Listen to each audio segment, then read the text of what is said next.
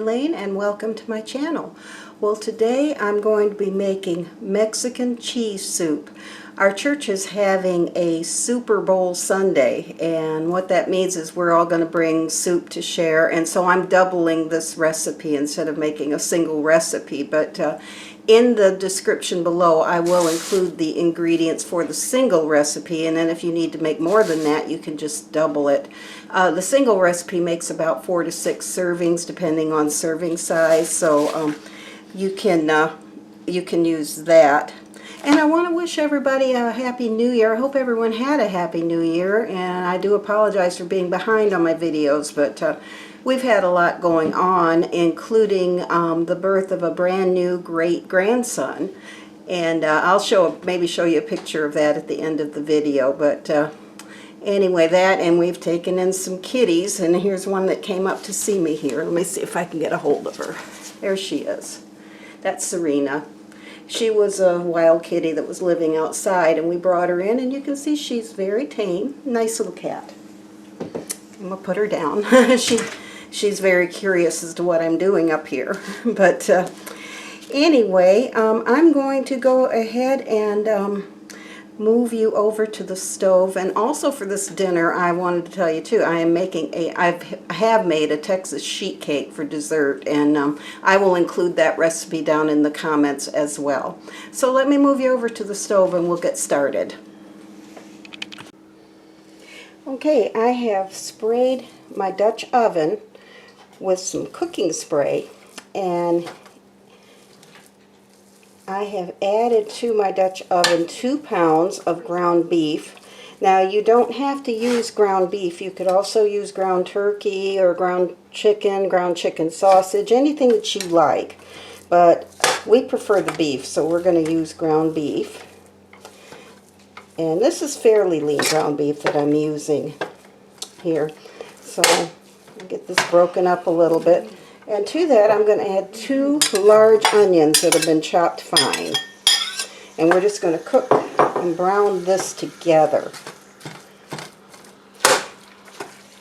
Now this part of it right here, browning the ground beef and cooking the onion with it, you could do this maybe the night before and put it in the refrigerator, and then when you came home from work or whatever you were doing, you could put all these other ingredients together and you'd have a really good meal probably within 15 or 20 minutes. It's very quick.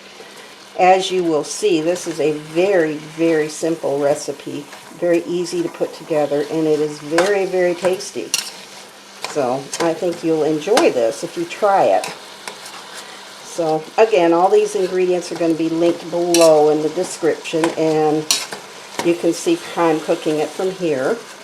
Basically, with this recipe, all you do is brown the ground beef and onion, and then when you get that brown good, you drain it well and get as much grease and everything out of it as you possibly can. And then you put it back in the pot and dump in all the other ingredients and cook it for about 10 or 15 minutes until the cheese melts, and you got a wonderful meal here.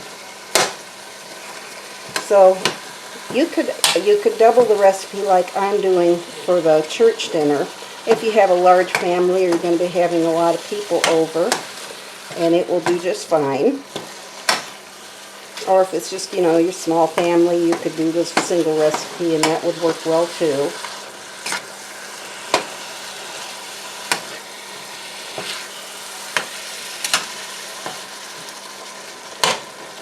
Okay, well, I am going to go ahead and brown this ground beef, and when I get it browned, drained, and back in the pan, I will be with you to show you what to do next. Okay, I have my hamburger browned, and I've drained it really well and squeezed as much of the fat out of it as I could, and so this is what we have left. And now to that, I'm going to add 2 envelopes of taco seasoning mix. Now this is the original flavor. You could also use mild if you wanted to, if you didn't want it quite as spicy, or if you wanted it spicier, you could use hot. Either way, it's up to you. You could even add a little more spice to this to make it even spicier if you wanted. We don't like it super spicy, but it does have a little kick to it, but not enough to not enough to really upset you if you don't like spicy food. So it is very good, very tasty. Okay, so, and then to that, I'm going to add 2 cans of Rotel tomatoes. These are the original. You could also use the spicier ones of those if you wanted to. That would be entirely up to you. We're going to mix those in. And then I'm going to add, this is just diced tomatoes, regular diced tomatoes. I'm add those into it. And this is 2 cans. These are 15-ounce cans that I'm putting in. Okay, and then we are going to add 2 15-ounce cans of black beans. You see there's a lot of stuff in this soup. It's really a very hearty soup. Very filling. Here's another can, black beans. None of this is drained, by the way. All this is undrained.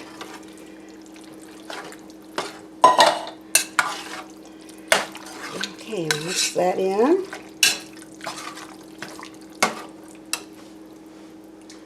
Okay, and now to that, I'm going to add, this is 1 bag, and I'm going to add a partial bag of frozen corn. It actually calls for 2 cans of drained, or not drained, 2 cans of whole kernel corn, but I didn't have any.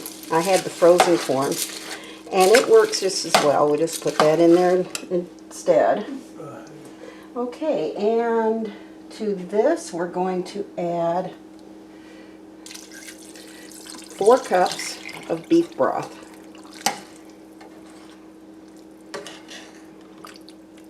And you can see that my Dutch oven, and this is a pretty good sized Dutch oven, is completely full of all these ingredients. And I'm going to turn my heat on now.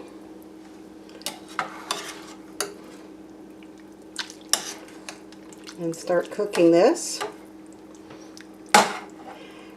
And when it gets a little hotter, I have 2 pounds of Velveeta cheese that we're going to be adding.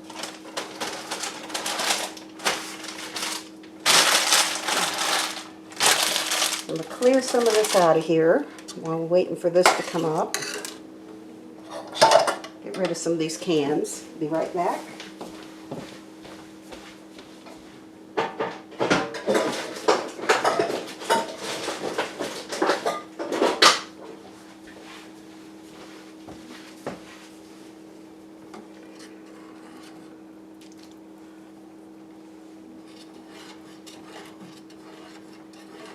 Okay.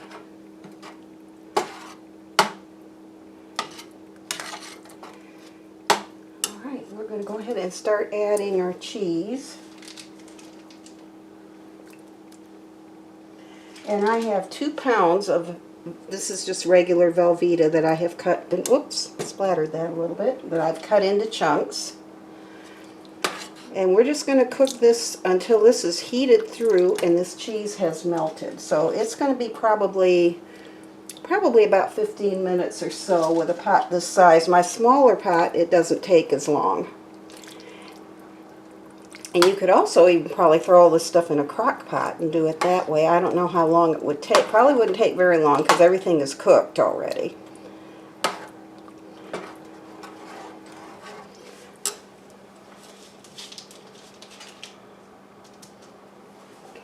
More Velveeta.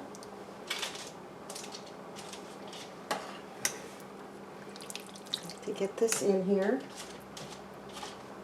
Right. Okay, and so now we just wait until this gets, till the cheese melts and this gets heated through, and it will be ready. Okay, so when that happens, I will be right back with you, and we'll show you what it looks like. Okay, my soup has heated through, and there's what it looks like. Nice and cheesy. Oh, there's some of the cheese that hadn't melted yet, but it will. And this is what it looks like. You see there's a lot of good stuff in there. It's very, very just packed full of vegetables and things. Very hearty soup. Would be great for a cold night where you are if it's still cold.